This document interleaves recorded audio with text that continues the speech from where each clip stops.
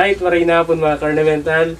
At welcome back sa aking munting YouTube channel, Bicol Ornamental Fish Keepers. At today's video, binisita natin si Master Jello, ang Ilocano Braben, para humingi sa kanya ng tips kung paano yung proseso ng fry racing niya. Kasi dito sa Tabaco, isa siya sa malaki ang tiwala ko pagdating sa pagbibreed ng beta hanggang sa fry racing, hanggang sa mapalaki yung beta.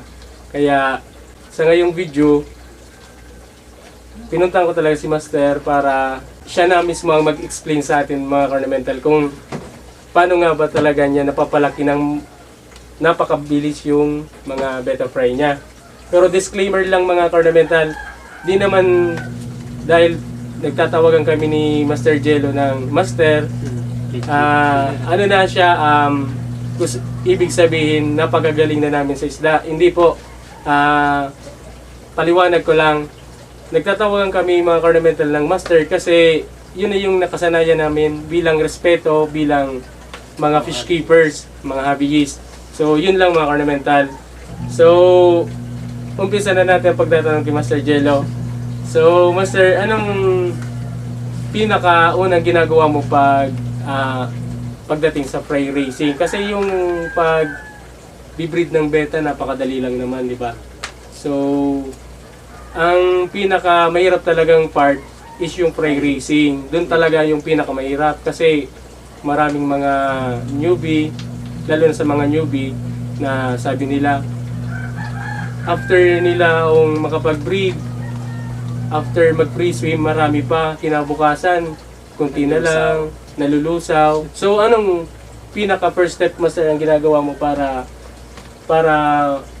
kulang yung mortality at saka mabilis na pagpalaki ng beta fry? Technical lang po yun Master, yung sa breeding pa lang, mabusisi na yung mga method na ginagawa. Tulad ng paglalagay ng konting salt sa breeding tub. Kasi magpapa-increase pa rin yun ng antibacterial din yun sa ating mga eggs. Tapos lahat sila maging fertile and lahat sila maging hatch talaga ng maayos. Tapos yun, kapag na sila, free swim na, tinatanggal ko na yung male sa breeding tub and nililipat ko lang sa maliit na planggana. And as much as possible, nilalagyan ko na din ng konting salt tapos konting talisay yung kanilang tawag dito, grow out tank na paglilipatan. So, mabenta pala sa yung Master yung salt. Sabi nga ni Otits, may napayaman ka nang magtitinda ng salt. So, after nun, Master, ano nang second step na ginagawa mo? After nilang mag-free swim, anong pinakaunang ginagawa mo? Ang ginagawa ko pa Master, prepare ko talaga yung kanilang grow out tank. Yung grow out tank talaga Master. Tapos, yung Carnamental. Tapos yun yung ginagawa ko lang talaga is yung pinch of salt lang. Kahit 2 or 3 lang muna since mababa lang naman Master yung nilalagay nating tubig sa breeding tub kapag fry pa lang. Kasi may hirapan talagang maghabol ng mga pagkain yung mga fry. Kapag yun yung pinaka-isang technique talaga kapag ka ng fry racing is dapat precise yung tubig and yung pagbibigay mo ng pagkain, Master. Ganun talaga dapat and wala dapat masyadong excess kasi yun talaga yung magiging cause ng low mortality kasi mapupulyot yung tubig and yun talaga yung dahilan, unang dahilan kaya nawawalan tayo ng mga beta fry. Yung napupulyot kagad yung tubig, lalo na stagnant yung grow out tank natin mga Ornamental. So talagang pag overfeed ka, tapos hindi ka gaanong madalas mag water change, lalong lalo na sa fry, gaya ko, lazy na ako pagdating sa pag-fry racing. Kaya ang ginagamit kong method, iba na kumpara kay Master Jello. So Master, ginagamit mo po ba yung method na after free swim nila, i-divide mo sila sa nagkailang grow out tub? Yes po Master, pero unfortunately ang ginagawa ko yung isang planggana lang muna. After 1 week, kapag nakikita ko medyo madami-dami talaga yung mga Tapos, fry, tapos saka medyo ko sila malalaki na, no? dinidivide. Oo. Divided na talaga para sa iyo, Master, anong good effect kung bakit mo ginagawang pinag-separate mo yung yung mga beta fry mo kahit Yung- isang batch lang sila. Yung unang-una, syempre, kailangan natin ng mga reserve tab para kung sakali pag magkaroon tayo ng emergency, kunwari nabuhusan ng sabon yung tab, at least meron pa tayong isa or dalawang tab. May matitira pa sa pa-breeding natin, mga ornamental. Hindi talaga siya, kumbaga, lahat yun mawawash out. Mauubos. Tsaka- Yun yung pinakamaganda. Tsaka mga Tapos, ka-ornamental yun, kapag nagkaroon ng sakit, hindi mauubos lahat. yun. Tapos, after nun, Master, di ba, nasabi mo sa akin na dalawang klase yung BBS na ginagamit mo as of now, kasi sabi mo, para sa akin, tama talaga yung sinabi mo, yung nung nakapagkwentuhan tayo nung isang gabi na after nilang mag-consume ng mas mapipinong mga BBS, gaya ng OSI, G Aqua, after a week, papalitan mo na siya ng ibang klaseng BBS, yung medyo malalaki naman, di ba, Master? Yes po, Master. So, para sa'yo, Master, anong kinagandaan ng ganung Kasi kapag ganun talaga mga ka-ornamental, Master, kapag ganun talaga, yung mga newly hatch, hindi talaga nila makakain yung mga medyo malalaking mga BBS since gagawa tayo ng method na kakaiba and gusto natin mas mapadali yung pag-fry racing natin. Uunahin natin yung pino na mga BBS tulad ng G Aqua and OSI. sorry. Pero ginagawa ko lang yun, pinapakain ko lang sa kanila 1 week lang. 1 week after swimming nila, tapos yun.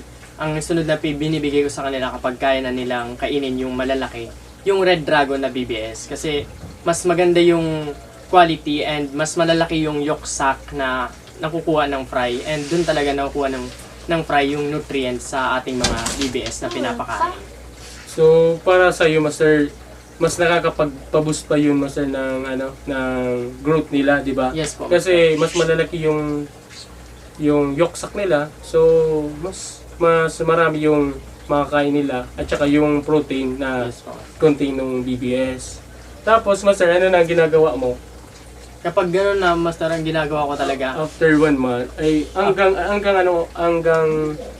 ilang months ka, Master, nagpapakain ng ng BBS?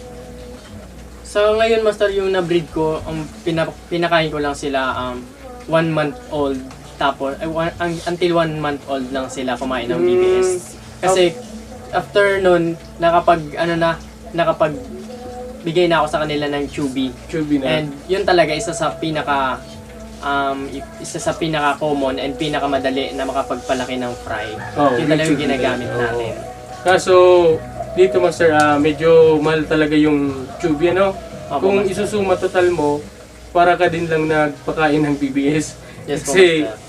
yung hindi naman sa sa mga seller ng chubby,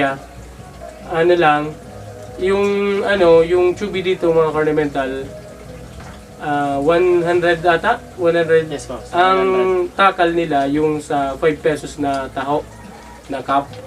So, kung iisipin, mga ornamental, kukunti lang talaga siya. Pero para sa amin dito sa Tabaco, lalo na ako, para sa akin, thankful pa rin ako na lalo na Yes po, Master. mapagbentahan ka ng kapwa mo breeder ng chubby, ng live foods nila. Kasi di naman lahat ng keeper ganun yung kaisipan na tutulungan ka. Kahit nga binigyan ka na binentahan ka, magpapasalamat pa rin tayo, mga ornamental, kasi aanin mo ang pera mo kung hindi mo na mapapakain sa isda. So, yun yung pinaka para sa akin. Kaya kahit konti, pagtiyaga na lang natin, basta meron. Yun ang pinakamaganda doon. Tsaka hindi naging madamot yung seller. Kahit kapareho natin silang breeder ng ornamental fish, hindi sila naging madamot. So yun lang ang para sa akin, mga ornamental. Yes, sir. Kaya i-shoutout ko si Boss Lex, Sandy Lex. Sandy Lex, Baclao, si Tol Jomar Butchal, tsaka si Tol, sito sa taga ano master? Mark Louie. Mark Louie Borlagdan. Lagdan. So, yun. Tapos, master, ano nang sunod mo after Chubby? Tapos yun, mas madali maganda yung quality ng Chubby na maganda yung nutrients na binibigay ng Chubby sa ating mga fry. Pero, madali silang mapulyut, madali makapag-pulyut ng tubig. Kaya ang ginagawa ko talaga, master, sa kanila, palit talaga ako ng tubig every other day or minsan kapag ganadong-ganado ako mag-water change. Every day ako nag-water change para siguradong malinis yung tub and yung nursery tank natin and syempre yung mga jars natin since maliliit lang naman. Kailangan talaga natin silang linisan as much as possible every day kasi kailangan din talagang malinis and huwag nating papabayaan ng ating mga jars na maging madumi since madali talagang kapitan ng sakit ang betta fish kapag pinapabayaan. Kung parating mo talaga siyang or maganda yung water quality ng tank, di naman madali or bibihira naman magkakasakit yung mga betta fry natin ay yung mga betta natin. Kaya ang pinaka-secret talaga mga ornamental, kailangan talaga parating ma-maintain natin yung water quality, yung magandang water quality. Kaya yun. Tapos ano pa master ang may ano sa kanila?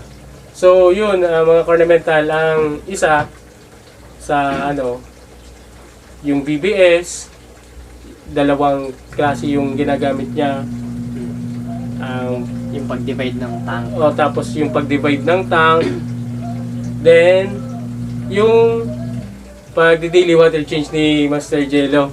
Kasi ako talaga alam ko at nakikita ko na ganun talaga yung ginagawa niya. Hindi to dahil sa nag-video kami ngayon, kaya yung sinasabi niya. Hindi.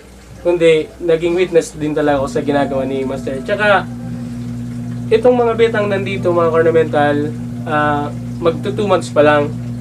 Dati, nung nag-umpisa pa lang din ako sa beta, nahihirapan ako magpalaki ng beta sa ganitong months. Ganyan na yung size. Hindi pa, wala pa ako na nagawa ng ganyan dati. Pero ngayon, si Master Jello kayang-kaya. Kaya yun. Kaya siya talaga ang pinunta ko dito.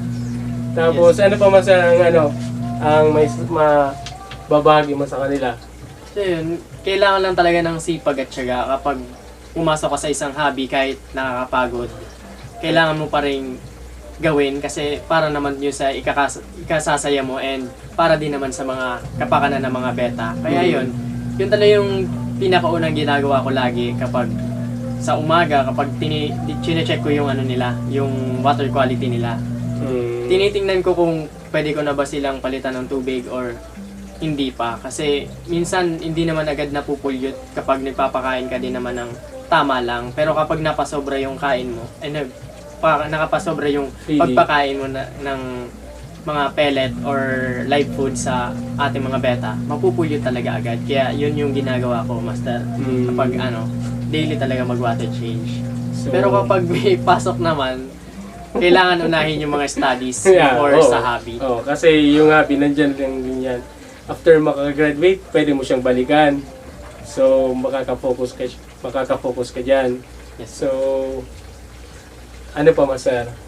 Meron pa ba tayong Basta, mga ornamental, ang pinakauna talaga, grow out. Yeah. Grow out tank na paglalagyan mo para ma-divide mo sila. Magbe-prepare ka nun. Second, yung BBS. From fine or yung pino to yung mga malalaki. Gaya nga, medium size yung kagaya nga sinabi ni Master Jello na Red Dragon brand.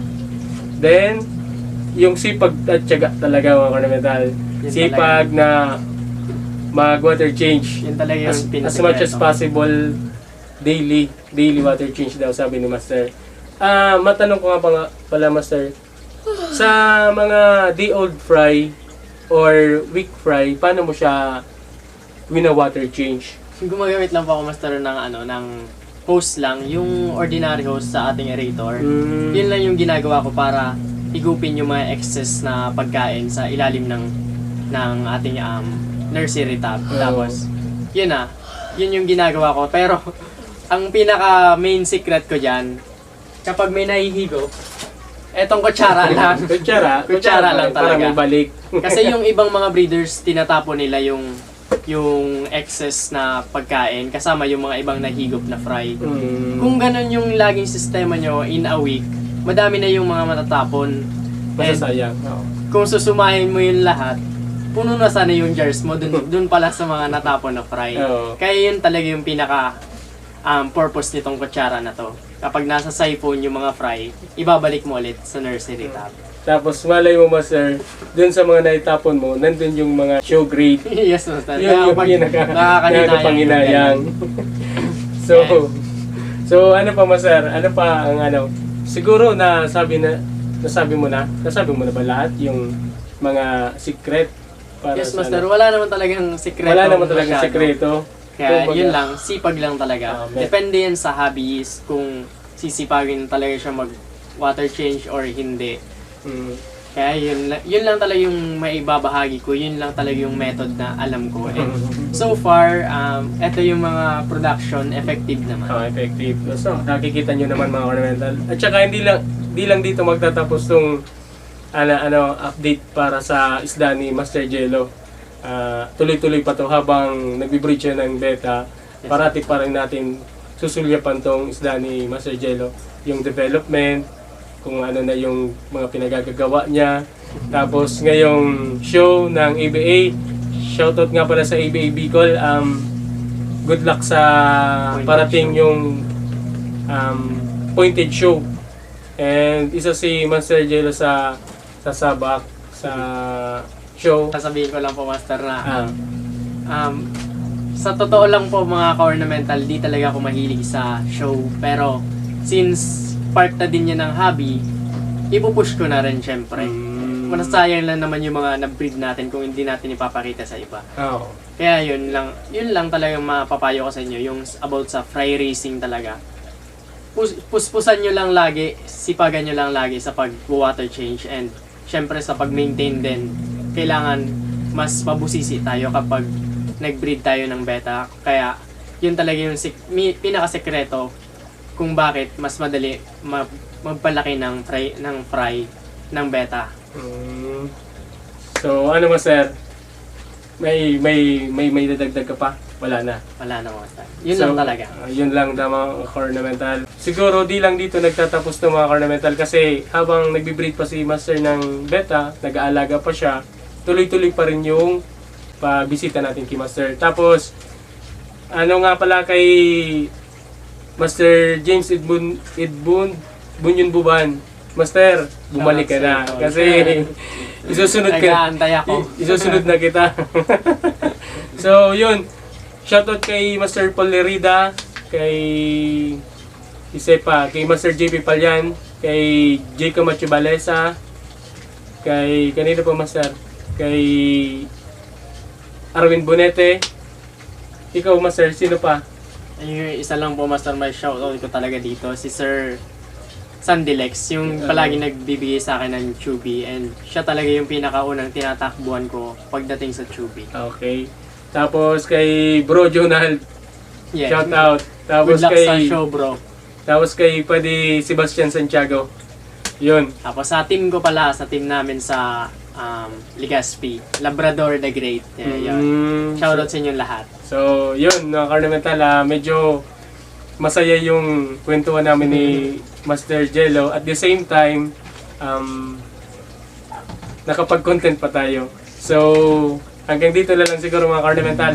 Hanggang sa muli.